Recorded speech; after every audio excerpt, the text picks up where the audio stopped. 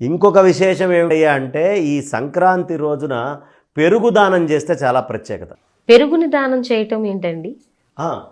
దీనికి ఒక కథ ఉందమ్మా. అంటే పెరుగు ఎవరికి కూడా తొందరగా చేతితో ఇవ్వరు అని అంటుంటారు. అయ్యో ఇవ్వాలి, ఈ ఒక్క రోజున దానంగా ఇవ్వమని చెప్తారు. దీనికి ఒక కథ ఉంది. కురుపి అనేటటువంటి ఆవిడ అడవుల్లో ఉంటూ పాపం వాళ్ళకి డబ్బు లేదు. ఆవిడ ఎవరి భార్య? ద్రోణాచార్యుడు. ఎవరు మన ఇటు కౌరవులకి పాండవులకి ఇద్దరికి చదువు అస్త్రశస్త్ర విద్యలు నేర్పించినటువంటి ద్రోణాచార్యుడి యొక్క భార్య కృపి. వాళ్ళకొక్క ఎద్దు తప్ప ఏం లేదు, ఒక ముసలి ఆవు తప్ప, వృద్ధమైన ఆవు తప్ప ఏం లేదు. అంత ఆర్థికంగా కటకటలాడేటటువంటి పరిస్థితి. అనుకోకుండా భర్త ఎవరు లేనప్పుడు దుర్వాసో మహర్షి సమిధల కోసం అడవిలోకి వస్తున్నాడు.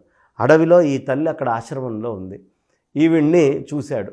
ఏమిటమ్మా అని అడిగాడు. అయ్యా మీరెవరో మహానుభావులు మహర్షులను దండం పెట్టి నాకు సంతానం లేదు, నాకు మొత్తము ఏ విధమైన భోగభాగ్యాలు లేవు, మేమంతా దారిద్ర్యంలో ఉన్నాము, మాకేదైనా ఒకటి అనుగ్రహించండి. అయ్యో అదేమిటమ్మా, నేను ఇప్పుడు వెళ్ళి అనుష్ఠానం చేసుకొని వస్తాను, రాగానే నాకు గనక పెరుగు దానం చేస్తే మీకున్నటువంటి ఆర్థిక కష్టాలన్నీ వెళ్ళిపోతాయి, సంతానం లేదనేటువంటి బాధ కూడా నీకు ఉండదు, సంతానం కలుగుతుంది, సత్సంతానం కలుగుతుంది అని దీనికి ఒక కథ చెప్తాను విను. యశోద అమ్మవారు నందుడు వీళ్ళిద్దరూ ఏం చేశారయ్యా అంటే సంతానం లేదని పెరుగుని దానం చేశారమ్మా. అలా దానం చేయటం వల్ల కృష్ణ పరమాత్మ అంతటి వాడు కొడుకుగా వాళ్ళింటికి వచ్చి ఆ ఇంట్లో కొడుకులాగా తిరిగి ఆనందంగా వాళ్ళకి అవసరమైన భోగభాగ్యాలన్నిటినీ ఇచ్చాడు.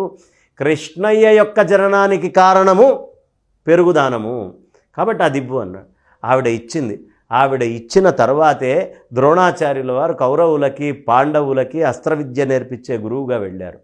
తర్వాత రెండో విషయము, ఆవిడకి అద్భుతమైన సంతానం పుట్టింది. ఆ సంతానం పేరు అశ్వత్థామ.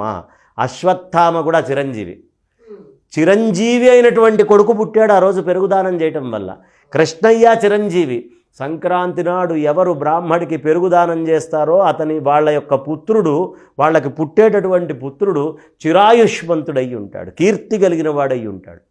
కాబట్టి అందుకని పెరుగుదానం చెయ్యి అన్నారు. వెళ్ళి ఆయన స్నానం చేశారు, పెరుగుదానం తీసుకున్నారు, అశ్వత్థామ పుట్టాడు. మనకిదంతా పురాణాల్లో తెలిసినటువంటి విషయమే.